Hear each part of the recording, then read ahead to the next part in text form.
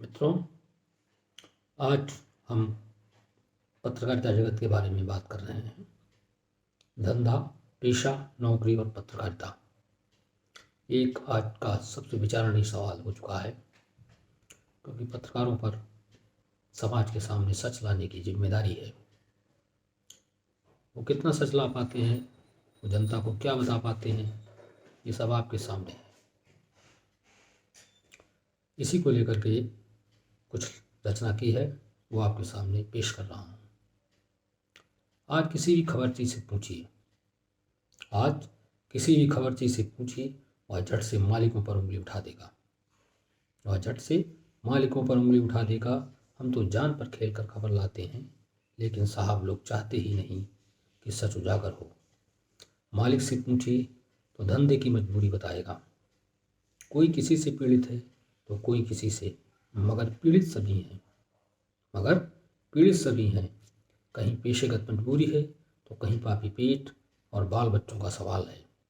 किसी को किसी की गर्दन मरोड़कर आगे बढ़ने की महत्वाकांक्षा है तो किसी को राज दरबार में बैठने की आकांक्षा है।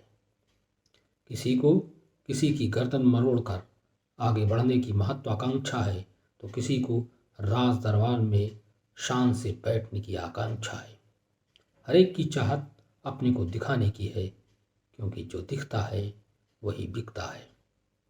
बड़े से बड़े से लेकर छोटे से छोटे तक कमोवेश मुनाफाखोरी में ही लगे हैं। बड़े से लेकर छोटे से छोटे तक कमोवेश मुनाफाखोरी में ही लगे हैं। लेकिन मुनाफा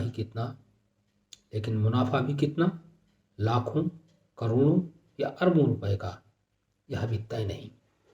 कितना भी मुनाफा हो जाए सब कम है। हालांकि मुनाफा कमाए ना तो बांटेंगे क्या, कहाँ से पूरी करेंगे श्रमजीवियों की ख्वाहिश। समस्या कुछ एक की ईमानदारी की भट्टी में खुद को और परिवार को झोंक देने की नहीं है। समस्या कुछ एक की ईमानदारी की भट्टी में खुद को और परिवार को झोंक देने की नहीं है। समस्या तो खबर को पैदा करके उसे आम जन के साथ हुक्मरानों तक पहुंचाने की है। समस्या तो खबर को पैदा करके उसे आम जन के साथ हुक्मरानों तक पहुंचाने की है, जिसमें लागत लगती है, और लागत कोरे ज्ञान व ईमान से नहीं पैदा होती है। लागत कोरे ज्ञान व ईमान से नहीं पैदा होती है, उसके लिए रकम चाहिए। मगर संसार में रकम पैदा करना आसान काम नहीं है।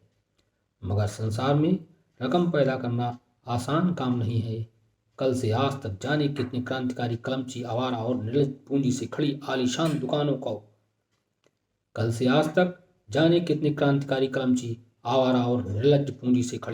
आलीशान दुकानों को जायज ठहराने में दिन रात एक किए हुए हैं, लेकिन क्रांति का बाजा बजाने वालों की कोई सुनता तक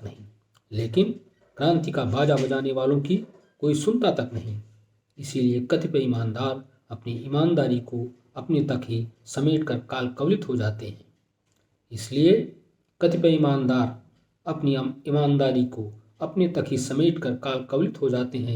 न कारखाने में उनकी तूती नहीं बोल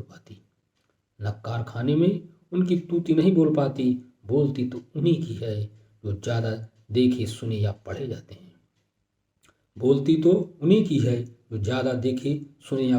हैं। इसीलिए इस तीन तिकड़म की दुनिया में सत्यवादी हरिश्चंद्र की औलाद बनने से फायदा नहीं दिखता